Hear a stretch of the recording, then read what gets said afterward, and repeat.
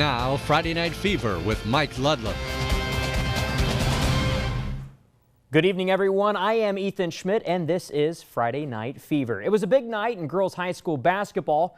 For the winners of tonight's contest, they would advance to the regional tournaments, and for those who lost, their seasons would come to an end. Let's head to Marquette for girls Class A districts. We start things off here in Marquette as the Redettes host the Traverse City Central Trojans. In the first, Marquette's Sarah passes off to Amber Huebner, on that one. She kicks it out to Isabel Peterson. She opens up the scoring with a three-pointer there.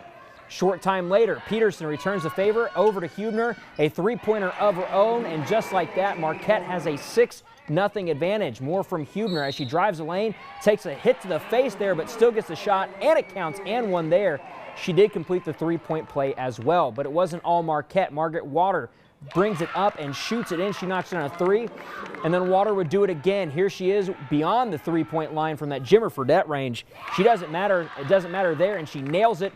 It's 11-9 Marquette at this point. We move on to the second. Margaret Water again. She drives, and that's 4 for Marquette's defenders that try to stop her, but she gets the layup around. Marquette was still in control, though. Check out Amber Huebner. She does it all. Dribbles behind the back, sees an open lane, drives, and gets the layup to fall. Huebner finished with 22 points. Marquette wins this one by a final score of 47-40. And Marquette will move on to face off with Midland Dow. That game is Tuesday, March 7th. In Gaylord. We'll keep it on the scoreboards in Class B districts. Houghton tops Gladstone 60-49. Sloan Zenner finishes with 24 points for the Gremlins. And in the regionals round, we'll see Houghton, who will face off with Kalkaska on Tuesday, March 7th, and that'll be from Manistee. We head to Negaunee as the Ishpeming Hematites played spoiler to the Munising Mustangs. They now met the Negaunee Miners in the district finals. Miners led at the half and struck in the third, courtesy of Clara Johnson, draining that three-pointer. It's 30-17 Miners. The Hematites had to crack down on defense, and Chloe Schoholm makes a great steal, and then we'll go coast to coast, and they'll lay up there. But Negaunee was playing tough. Clara Johnson to Abby Nelson. She's open from 3 in the corner, and she drains one there. Nelson finished with 15. It's 35-21 Miners. But the Hematite faithful, they weren't giving up, down by 20. And look at Cora Swanson to Schoholm, back to Swanson for a triple there. Hematites trail 46-29, then down by 9. How about Swanson on the inbounds to Mariah Austin, and then Swanson, some good moves there, back to Austin, the layups there, and the foul. Austin would make it a 6-point game at this point. And the Hematites, they cut it to 4. Clara Johnson's pass is picked off by Mariah Austin, who races to the hoop, lays that one in. And Hematites, they only trail 46-42. But the Miners weren't backing down. Clara Johnson heaves a pass down to Madison Conite, and she will get the basket there and the foul. She did complete the three-point play, and the Miners are moving on. They beat the Hematites 55-46. Congrats to the Hematites, though, on a strong finish to their season. The other side of the Class D district had the Norway Knights facing off with the West Iron County Wycons. And the Wycons, they would steal the show with the upset over Norway, 49-47. And in the regional for Class C, the Wycons will start the doubleheader against the St. Ignace Saints. Calumet will face off with Negaunee. Those games will be on in Marquette on Tuesday. We go now to Class D as Baraga's Carson Osterman tries to push in the pass here to Casey Maleko. This game being played at Lake Linden Hubble. Chelsea Pitsley will get this one. She shoots and scores. That's 2 points for her. Back the other way, it's going to be Jeffers' Alexa Clouthier who finds the ball, an open Julia Nordstrom, who's going to get this one and the easy layup to fall in there. Carson Osterman of Baraga would book it back down the court on the other side. She jumps back, spots up, and drains a triple there. That's 3 points for Osterman in this one. Back down the other way, Jet Sierra Stevens makes a quick jump pass to Ashley Leto, who puts that one up for 2.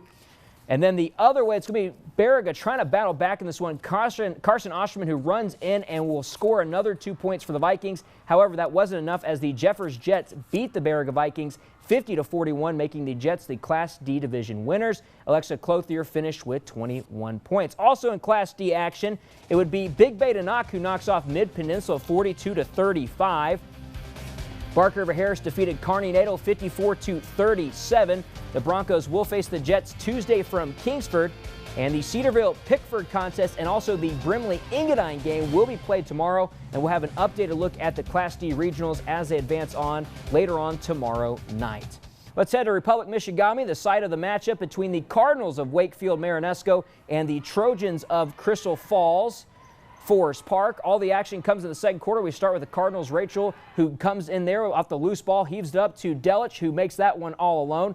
Then inside, we're going to see some moves after that from the Trojans as Hannah Logan gets a quick pass to Becky Kalinda. She makes a shot and drops. Later on, Hannah Logan to Hannah Cross. She drives, shoots, count the bucket, and the foul there for the Trojans. On the inbounds pass, it comes to Jana Grabowski, who catches, shoots, and scores there.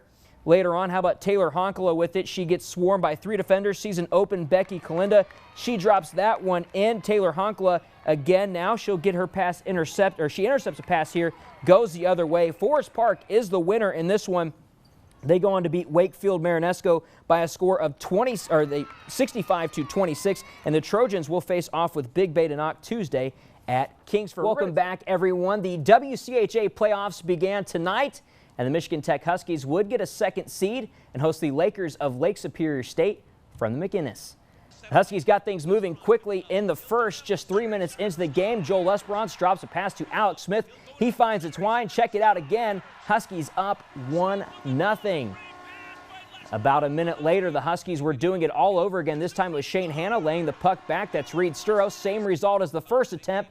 You'll get to see it again. Some great passing. It's 2-0 Huskies.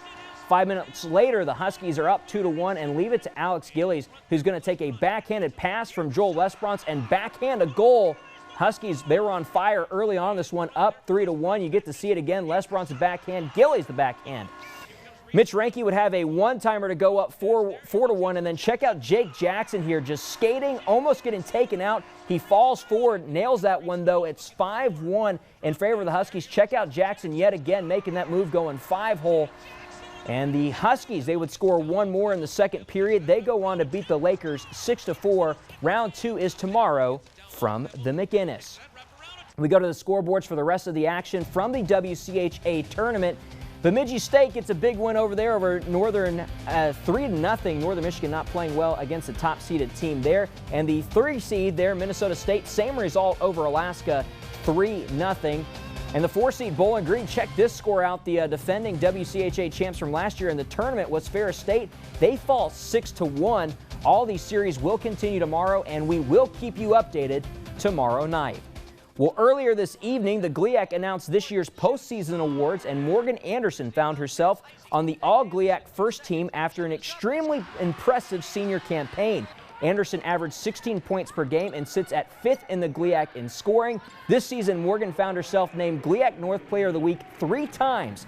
On February 16th of this season, Anderson scored her 1,000th career point against Grand Valley, which made her the 23rd player in Michigan Tech women's basketball history to accomplish that feat. Anderson was also 4th in the GLIAC in assists this season, averaging 4.4 a game. Well, the GLIAC second team featured one more Husky and 2 Wildcats. Michigan Tech's Brianna Heisey made the team, averaging 11.8 points per game while leading the team in rebounds per game as well. Heisey shot 47.9% from the field this season.